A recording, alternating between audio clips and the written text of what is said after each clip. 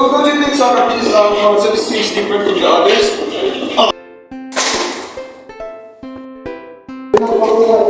Let us argue with that. Wait, I know you. Aren't you that well-known philosopher, Socrates? Yes, you are Socrates. Yes, I am Socrates, the well-known philosopher. Oh, we didn't recognize you. But what is he doing in our time? Who is Socrates?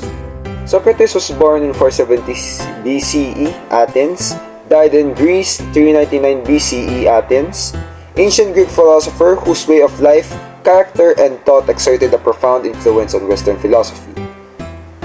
Who is Socrates? Socrates was an ancient Greek philosopher, one of the three great figures of the ancient period of Western philosophy. The others were Plato and Aristotle, who lived in Athens in the 15th century BCE. Who are Socrates' family members? Socrates, a unique and vivid picture of him, shines through particular in some of the works of Plato. We know that names of his father, Sophoniscus, probably a stonemason, and his mother, Phanereth, and his wife, Xantippe. And we know that he had 3 sons. What did Socrates teach? Socrates professed not to teach anything, and indeed not to know anything important, but only to seek answers to urgent human questions like what is virtue and what is justice, and to help others do the same. His style of philosophizing was to engage in public conversation about some human excellence and through skillful questioning to show that his interlocutors did not know what they were talking about. Some of the greatest contribution of Socrates are concept of self, Socratic paradox, Socratic method, and Socratic knowledge of virtue. Contribution number 1. Socrates' concept of self. He stated that when we turn our grace inward in search of self-knowledge, he thought he would soon discover our true nature. And contrary to the opinion of the masses, one's true self, according to him, is not to be identified with what we own, with our social status, our reputation, or even with our body. Instead, Socrates famously maintained that our true self is our soul. Through this particular concept, it determines that the soul defines the quality of life of a person. Therefore, it is paramount that we devote considerable amounts of our attention, energy, and resources to making our soul as good and beautiful as possible. Contribution number 2. Socratic paradox.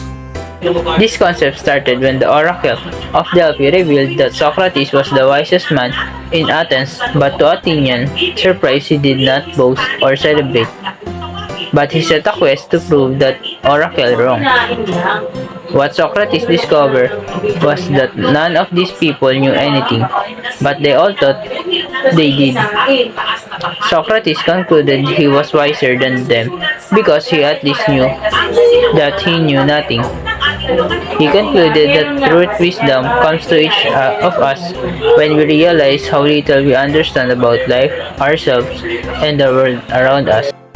In order for us to assume something is real, we must back it up with proof after proof or an infinite regress problem.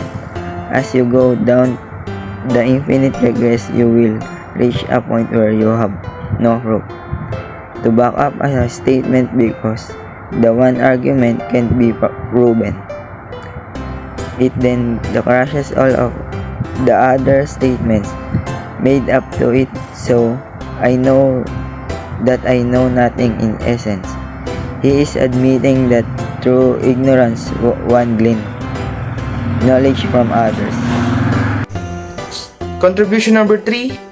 Socratic method. The Socratic method is often used to promote critical thinking. It focuses on providing more questions than answers to students and fosters inquiry into subjects. Ideally, the answers to questions are not a stopping point for thought but are instead a beginning to further analysis and research. Socrates does not give his students the exact answer to the question, but he makes them think critically. He imposed Socratic method to questions to examine the values, principles, and beliefs of students. Through questioning, the participants strive to first identify and then to defend their moral intuitions about the world which undergird their ways of life. I cannot teach anybody anything. I can only make them think. Contribution number 4, Socrates, knowledge with virtue. For him, there's only one good, knowledge, and one evil, ignorance. Socrates believed that no one does wrong voluntarily. Evil is the result of ignorance.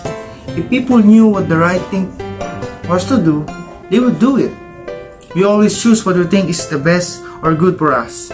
So if someone chooses to do what we think is wrong, then that person made a mistake and must be educated to see their error.